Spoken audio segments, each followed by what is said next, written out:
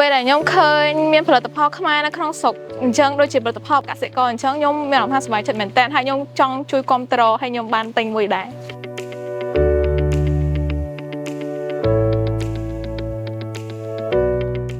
នៅថ្ងៃទី14ខែមិថុនាឆ្នាំ2025មន្ត្រីក្រសួងប្រៃសណីនិងទូរគមនាគមន៍និងក្រុមនិស្សិតបានចុះទស្សនកិច្ចសហគ្រាសស្រុនឆ្លាត Cambo Agri Business ក្រោមគម្រោង$100 Startup ក្នុងគោលបំណងសិក្សាស្វែងយល់អំពីផលិតផលក្នុងស្រុកដែលមានគុណភាពនិងស្តង់ដារដើម្បីដាក់ចូលក្នុង platform របស់ក្រសួងប្រៃសណីនិងទូរគមនាគមន៍និងសម្របសម្រួលការដឹកជញ្ជូនបាទជំរាបសួរខ្ញុំជាតំណាងមកពីក្រសួងប្រៃសណីទូរគមនាគមន៍ដែលយើងកំពុងអនុវត្តគម្រោងមួយឈ្មោះថា$100 Startup ដែលគម្រោងនេះគឺខាងក្រសួងប្រៃសណីទូរគមនាគមន៍គឺយើងបង្កើតឡើងក្នុងគោលបំណងសិក្សាហើយនឹងចង់ជួយទៅកាន់សហគមន៍ដែលគាត់នៅជុំវិញមជ្ឈមណ្ឌលបច្ចេកវិទ្យាសហគមន៍របស់យើងនៅក្នុងខេត្តតាកែវដែលជាក់ស្ដែងបច្ចុប្បន្នយើងកំពុងតែសិក្សាអំពីផលិតផលផ្សេងៗតាំងពីផលិតផលកសិកម្មផលិតផលដែលប្រើប្រាស់ដែលបង្កើតឡើងដោយដៃហើយថ្ងៃនេះគឺយើងមកកាន់ក្រុមហ៊ុនផលិតផលកសិករដែលគាត់ធ្វើការចម្រាញ់ស្លឹកគ្រៃ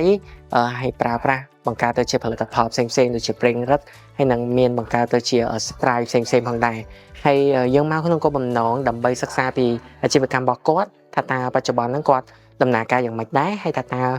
ពួកយើងដែលមានជំនាញខាងបច្ចេកវិទ្យាហ្នឹងអាចជួយសម្រួលដល់ការងាររបស់គាត់ឬក៏អាចជួយជំរុញពួកគាត់បានដល់របៀបណាខ្លះអញ្ចឹងហើយបានជាថ្ងៃនេះយើងមកទស្សនកិច្ចនៅទីនេះសិក្សាពីគាត់ហើយយើងនឹងយកទៅពិភាក្សាហើយ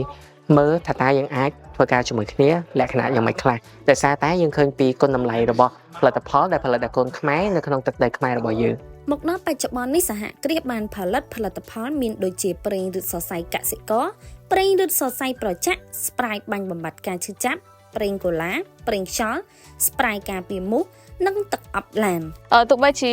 រៀងទូចមុនដំបូងមែនប៉ុន្តែពេលចូលខាងក្នុងទៅឃើញស្អាតហើយមានការ process នៃការធ្វើរបស់គាត់ហ្នឹងក៏តំណងដែរហើយខ្ញុំគិតថាអ្វីដែលគាត់កំពុងធ្វើដូចជាគាត់ចង់ធ្វើទៅជានវានុវត្តន៍នៃការប្រើប្រេងទាំងប្រេងរាវនិងប្រេងខាប់របស់គាត់ហ្នឹងក៏ល្អដែរខ្ញុំអត់ដែលធ្លាប់ឃើញណាគេនៅខ្មែរបានគិតអំពីការយកប្រេងរាវយកទៅធ្វើរបស់ថ្មីហើយគាត់បានគិតអាហ្នឹងអញ្ចឹងខ្ញុំគិតថាល្អមែនតើហើយខ្ញុំក៏សង្ឃឹមថាគាត់នឹងមានចេញរបស់ថ្មីឲ្យបានច្រើនថ្ងៃមុខដូចគ្នាពិតជាធ្វើខ្ញុំរំភើបខ្លាំងមែនតើដោយសារតែគាត់បានបង្កើតឥទ្ធិពលវិជ្ជមានទៅដល់សហគមន៍នៅក្នុងខេត្តផ្សេងៗទូទាំងប្រទេសកម្ពុជាជាពិសេសបានជួយកសិករខ្មែរយើងឲ្យគាត់កាន់តែមានទីផ្សារហើយខ្ញុំក៏ចូលចិត្តផលិតផលនេះដែរគាត់ដើរមកដល់នេះគឺធំក្លិនគឺមានអារម្មណ៍ថាស្រស់ស្រាយមែនតើសម្រាប់នៅភ្នំពេញវិញអាចរកទិញផលិតផលម៉ាកកសិករបាននៅឱសថស្ថានផ្សារតាប៉ាំងថ្មីដែលមានទីតាំងដូចខាងក្រោម